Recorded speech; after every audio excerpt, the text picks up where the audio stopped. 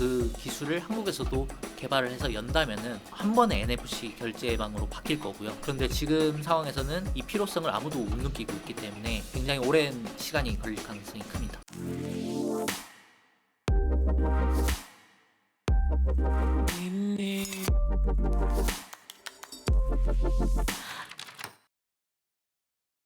그러면은 이제 네이버, 카카오, 토스와 삼성, 애플페이 이 오프라인 경쟁이 앞으로 좀 어떻게 재편될지 그 구도는 어떻게 보십니까? 우선은 핵심은 얼굴 결제가 보편화가 될 것이냐 아니면 외면받을 것이냐, 이게 가장 큰 변수가 될 거고요. 네. 두 번째는 애플페이의 카드사 연동이 언제까지 미뤄질 것이냐, 그리고 정말 무산이 될 수도 있어요. 가능성을 배제할 수는 없는데 이게 무산이 될 것이냐 아니면은 카드사가 추가가 될 것이냐. 만약에 한두 개의 카드사만 추가가 되면은 그 다음에 연쇄적으로 추가가 될 가능성이 매우 높거든요. 이 변동성에 따라서 삼성페이의 독주는 굉장히 달라질 거다. 네, 그렇게 볼 수 있습니다. 얼마나 확산되느냐도 이슈이긴 한데요. 얼굴 결제에 대해서 좀 거부감을 느끼는 사용자들도 있긴 하더라고요. 내 얼굴 정보가 그 결제사에 있다는 거를 싫어하는 분들이 아직 많더라고요. 근데 이제 간편 결제 입장에서는 그 얼굴 정보는 따로 보관을 하고 거기에 대한 보안은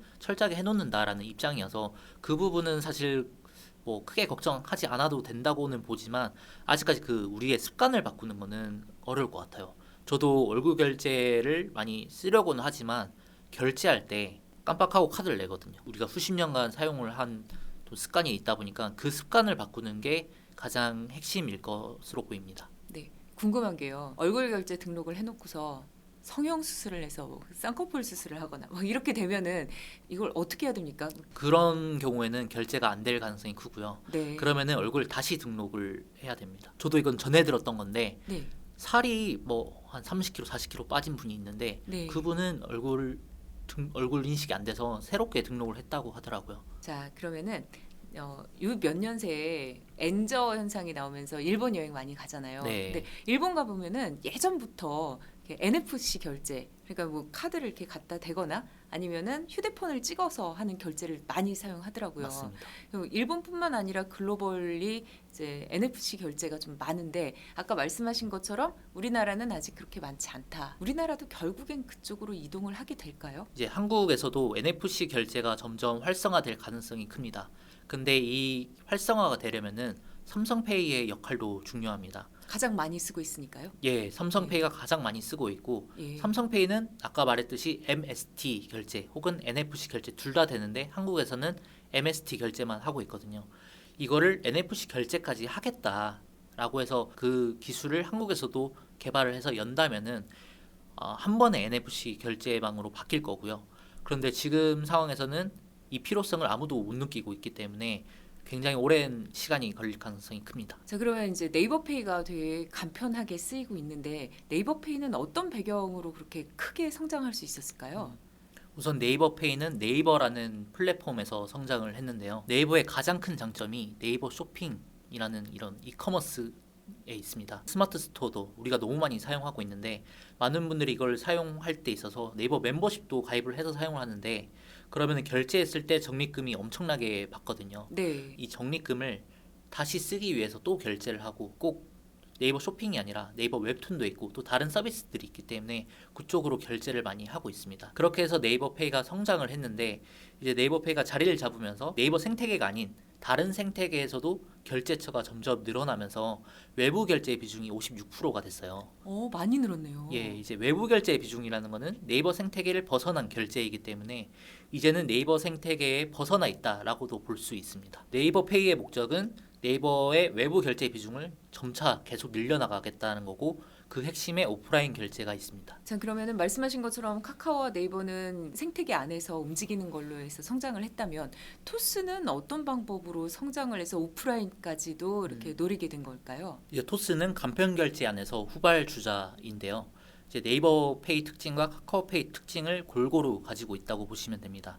토스도 카카오페이처럼 송금 서비스로 이제 혁신을 이룬 기업인데 송금을 통해서 굉장히 많은 유저들이 유입이 됐어요. 이제 이 유저들을 데리고 결제 산업으로 넘어가고 있는 거고요. 그리고 네이버페이가 사실 이제 네이버 쇼핑을 기반으로 성장을 했다고 했잖아요. 네. 이제 토스도 마찬가지로 토스 쇼핑이란 게 있어요. 이제 이 이커머스 쪽을 굉장히 열심히 키우고 있고 이걸 통해서 네이버페이처럼 이커머스랑 결제를 연결을 해서 성장을 하고자 하고 있고 두 번째로는 토스도 멤버십이 있기 때문에 이 적립금을 통해서 유저들한테 결제를 계속 유도하고 있습니다. 네, 그러니까는 안에서 사용하면 사용할수록 혜택을 늘려서 더 많이 쓰게 하겠다 이런 전략인가요? 예, 그래서 이제 플랫폼 락인 효과라고 하죠. 플랫폼 안에서 계속 결제하고 또 다른 서비스로 이동할 수 있게 유도를 하고 있는 거죠. 자, 그렇다면은 카카오페이는 어떤 특징과 장점을 가지고 성장을 할 수 있었을까요? 카카오페이도 이제 우리가 송금 서비스로 많이 이용을 하고 있는데 이 송금 서비스에서 잔액이 굉장히 많이 쌓여 있어요. 우리가 옛날에 카카오톡으로 송금을 받으면은 이 잔액을 바로 우리 내 계좌로 옮겼는데 네. 지금 이걸 쌓아두고 있거든요. 왜냐하면 이거를 다음 송금에 이용할 수도 있고 결제에 그렇죠. 이용할 수도 있습니다. 예. 그리고 최근에는 어떤 움직임이 있냐면 이걸 가지고 증권 계좌로 옮긴다거나 아니면 보험 서비스로 이동할 수 있거든요. 이게 다 카카오페이 보험, 카카오페이 증권이 다 붙어 있기 때문에 가능한 거고요. 그렇기 때문에 지금 이제 유저들이 갖고 있는 잔액이 2조 5천억이라고 해요. 그 카카오페이에 잔액이 2조 5천억 원이 있다라는 거는 카카오 생태계에서 금융 서비스로 이어질 가능성이 높다로 볼 수 있습니다. 카카오페이는 훨씬 더 많이 쓰이겠네요. 예, 맞습니다. 자, 그러면은 오늘의 마지막 질문입니다. 테크 딥다이브에 나오시면요. 오늘의 방송을 한 문장으로 정리를 해주셔야 돼요. 오늘의 딥다이브는 땡땡땡이다. 예, 저는 언더독의 반란이다라고 하고 싶습니다. 아, 언더독의 반란이요? 그렇다면은 뭐 네카토를 말씀하시는 건가요? 아니면 어떤 걸까요? 예, 삼성페이의 독주를 막으려면은 삼성페이를 따라가서도 안 되고 지금 여태까지 해왔던 QR코드 사업을 계속해서 이어가는 것도 경쟁력이 과연 있을까 이런 의문이 듭니다. 아예 판을 엎어야 되는데 그 판을 엎는 핵심이 얼굴 결제라고도 저는 보여지거든요. 네. 저도 얼굴 결제를 많이 사용하고 있는 유저로서 얼굴 결제가 잘 될 거라는 믿음이 있기 때문에 이 언더독이 반란을 일으킬 것이다. 한 번은 유행을 일으킬 것이다 라고 기대하고 있습니다. 네. 네, 오늘의 딥다이브 결론은 명확합니다. 승부는 누가 더 편하게 그리고 누가 더 안전하게 더 넓게 쓸 수 있느냐에 달려 있겠죠. 오늘 함께해 주신 박도우 기자 고맙습니다. 감사합니다. 하나씩 해외 바이어가 보낸 첨부 파일 10개 분석해서 오늘 안에 정중하게 답장 보내고 퇴근해요.